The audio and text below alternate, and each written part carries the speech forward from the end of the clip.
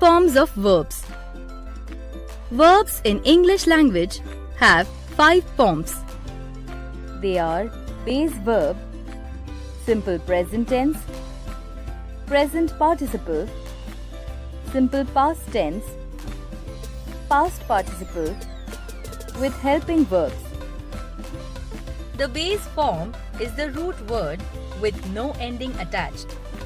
It functions in the simple present forms for all persons and numbers. The base form and the simple present tense are mostly identical.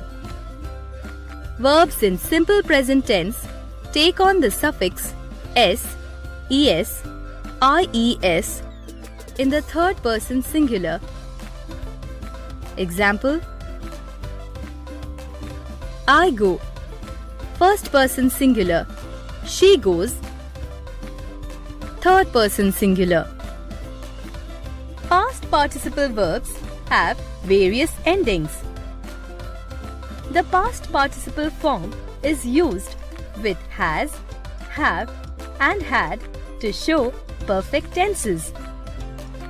For example, I have done my work. The past participle form of a verb is also used with other helping verbs in passive voice sentences. For example, the clothes were hung by me. The work was done by me. Present participle verbs end with ing.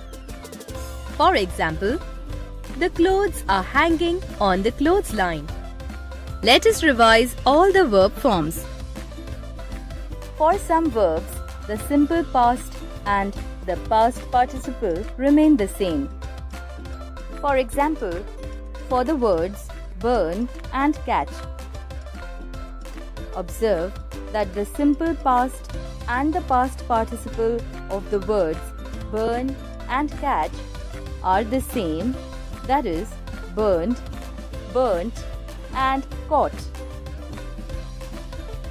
For some verbs, the simple past and the past participle remain the same as the base form. For example, for the words cost and put. Observe that the simple past and the past participle of the verbs cost and put remain the same as the base form. For some verbs, the simple past is regular, but the past participle is irregular. For example, for the words mow and show. Here, the simple past forms mowed and showed are regular, while the past participle forms mown and shown are irregular. For some verbs, the simple past and the past participle differ. For example, for the words be and go,